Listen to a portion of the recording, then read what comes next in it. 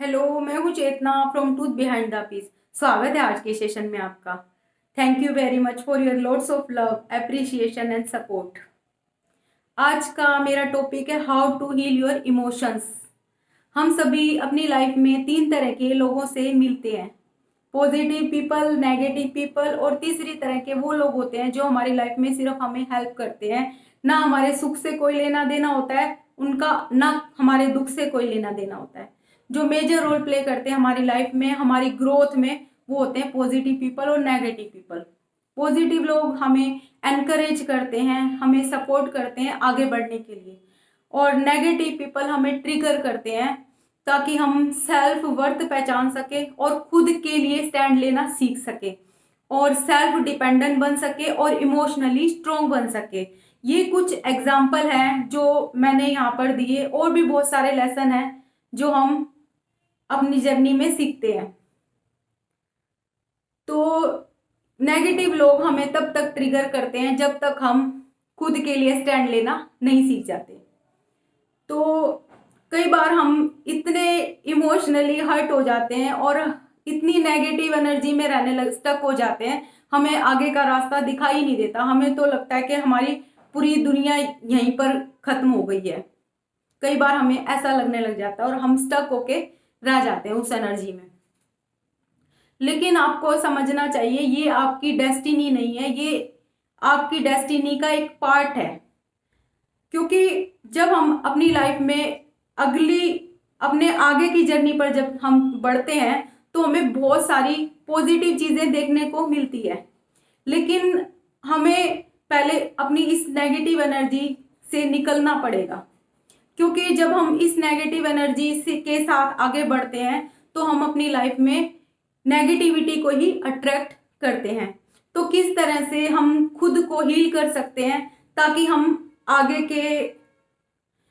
की जर्नी के लिए रेडी हो सके, तो अब वही सब डिस्कस करेंगे। Accept your self.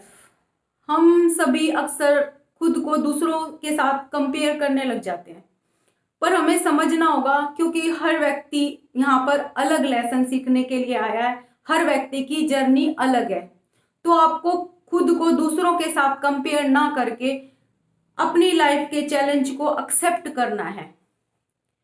एक्सेप्ट करने के बाद बिलीव इन यूर सेल्फ। आपको खुद में बिलीव रखना होगा कि आप इतने स्ट्रोंग हो चुके हैं, इतने स्ट्रगल के बाद आप इतने स्ट्रोंग हो चुके हैं कि आप कोई भी चैलेंज को एक्सेप्ट कर सकते हैं और अपने लाइफ में आने वाले किसी भी मुश्किल परिस्थिति का सामना कर सकते हैं। Believe in yourself. Do not feel like victim. हमें विक्टिम की तरह फील नहीं करना चाहिए, क्योंकि जब हम विक्टिम की तरह फील करते हैं तो हम अपनी लाइफ में ऐसे लोगों को अट्रैक्ट करते हैं जो हमें ऐसा फील कराएंगे, और हमें तब तक ट्रिगर करते रहेंगे जब तक हम विक्टिम की तरह फील नहीं छोड़ देते। Do not complaint. हमें कंप्लेंट नहीं करनी चाहिए कि दूसरे की से कंप्लेंट नहीं करनी चाहिए, क्योंकि अगर हम कंप्लेंट करते रहते हैं तो हमारा फोकस सामने वाले व्यक्ति पर लगा रहता है और हम खुद में कोई भी बदलाव नहीं ला पाते। ये जर्नी है खुद में बदलाव लाने की, क्योंकि जब तक हम सामने वाले व्यक्ति को बदलने की कोशिश करते रहेंगे तो हमारी लाइफ में कुछ भी बदलाव नहीं आने वाला है। हमारी लाइफ वहीं की वहीं पर अटकी रहेगी। तो अगर हम अपनी लाइफ में कुछ बदलाव लाना चाहते हैं तो हमें खुद को बदलना होगा। इसलिए हमें खुद पर फोकस लगाना होगा अपना सारा, और खुद में इंप्रूवमेंट लानी होगी। इसलिए do not blame. Let go of your past. अपने पास्ट की नेगेटिव एनर्जी को आपको पूरी तरह से लेट गो करना होगा। अपने हर्ट, पेन, रिग्रेट, इन सब को आपको लेट गो करना होगा, तभी आप लाइफ के नेक्स्ट लेवल पर शिफ्ट हो सकते हैं। क्योंकि आप इस नेगेटिव एनर्जी के साथ अगर आगे जाएंगे तो आप अपनी लाइफ में ऐसे ही लोगों को अट्रैक्ट करते रहेंगे।